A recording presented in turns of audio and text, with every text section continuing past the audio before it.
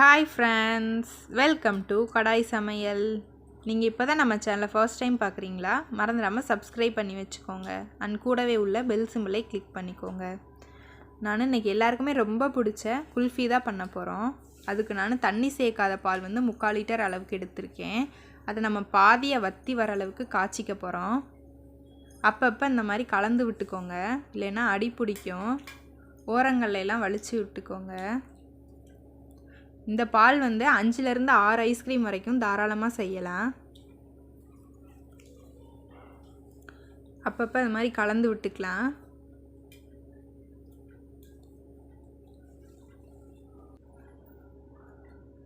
பால் நல்லா பாதியாக வத்திருச்சு. இப்போ நம்ம இது கூட மில்க் மெய்ட் ஆட் பண்ண போகிறோம்.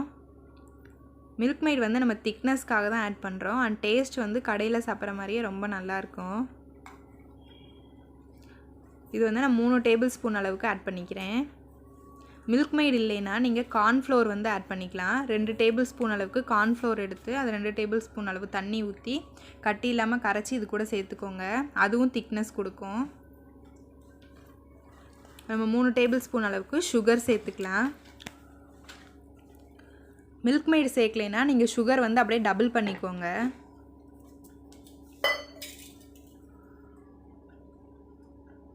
சேர்ந்து நல்லா கலந்து விட்டுறலாம்.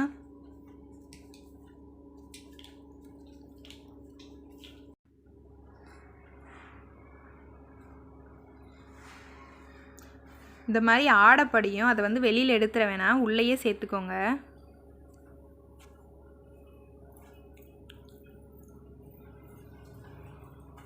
இப்போ நம்ம இது கூட 10லேருந்து 15 அளவுக்கு பாதாம், பிஸ்தா, முந்திரி இது எல்லாமே மிக்சியில் போட்டு பல்ஸ் மோடில் 2 சுற்று சுற்றி எடுத்துக்க போகிறோம்.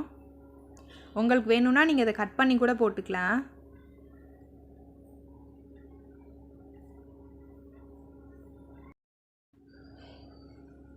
சேர்த்து நல்லா கலந்து விட்டுக்கோங்க. இதிலே பாதி குக் ஆயிரும். இப்போ நம்ம இது கூட ஃபுட் கலர் ஆட் பண்ணிக்கலாம். நான் 1 பிஞ்ச் அளவுக்கு சேர்த்துருக்கேன். அதுக்கப்புறமா செக் பண்ணிவிட்டு நம்ம சேர்த்துக்குவோம். சேர்த்து நல்லா கலந்து விட்டுருங்க. பாருங்கள், பால் பாதியாக வத்திருச்சு. இந்த மாதிரி ஆடையெல்லாம் அப்பப்போ உள்ளே எடுத்து விட்டுக்கோங்க. இந்த அளவுக்கு நம்மளுக்கு கன்சிஸ்டன்சி இருந்தால் போதும். இப்போ நம்ம அடுப்பு ஆஃப் பண்ணிக்கலாம். அடுப்பு ஆஃப் பண்ணிவிட்டு பாலை நல்லா ஆற வச்சுருவோம்.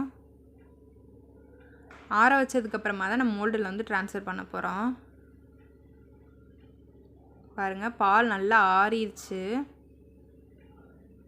இப்போ நம்ம அதை மோல்டில் ஊற்றிக்கலாம்.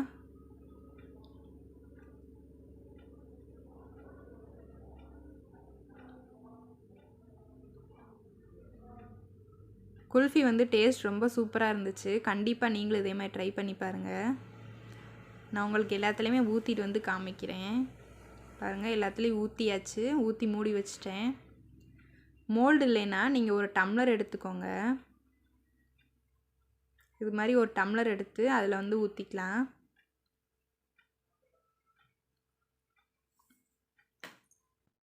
ஒரு பிளாஸ்டிக் கவரை ஸ்கொயர் ஷேப்புக்கு கட் பண்ணி எடுத்துக்கோங்க. அதை அந்த மாதிரி டம்ளரில் டைட்டாக சுற்றிக்கலாம். சுற்றிட்டு ஒரு ரப்பர் பேண்ட் போட்டு வச்சுக்கோங்க.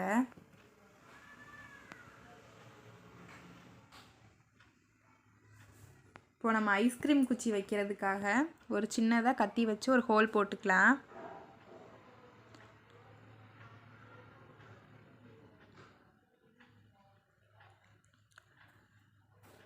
அவ்வளோதான். நம்ம இதை 10 மணி நேரத்துலேருந்து 12 மணி நேரம் வரைக்கும் ஃப்ரீசரில் வச்சு எடுத்துருவோம். ஃப்ரீஸ் ஆயிடுச்சு. இப்போ நம்ம இதை தண்ணியில் வச்சு எடுத்துக்கலாம். தண்ணியில் வச்சு எடுத்திங்கன்னா உங்களுக்கு ஐஸ்கிரீம் ஈஸியாக வந்துடும். பாருங்கள், எவ்வளோ சூப்பராக குல்ஃபி ரெடி ஆயிடுச்சுன்னு. டேஸ்ட் ரொம்பவே சூப்பராக இருந்துச்சு.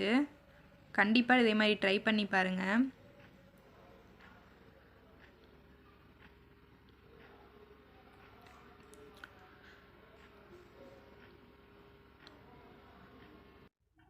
பாருங்கள், எவ்வளோ சூப்பராக வந்திருக்குன்னு. இந்த பாதாம் பிஸ்தாலாம் நம்ம சாப்பிடும்போது கடிப்பட்டு ரொம்பவே டேஸ்ட் நல்லாயிருக்கும். கண்டிப்பாக இதே மாதிரி நீங்களும் ட்ரை பண்ணி பாருங்கள். நம்ம சேனலோட லிங்க் எல்லாமே டிஸ்கிரிப்ஷனில் கொடுக்குறேன், கண்டிப்பாக போய் செக் பண்ணி பாருங்கள். இந்த வீடியோ பிடிச்சிருக்குன்னு நினைக்கிறேன். பிடிச்சிருந்தா நம்ம சேனலை சப்ஸ்கிரைப் பண்ணி வச்சுக்கோங்க. அண்ட் கூடவே உள்ள பெல் சிம்பிளை கிளிக் பண்ணிக்கோங்க. தேங்க்யூ ஃபார் வாட்சிங்.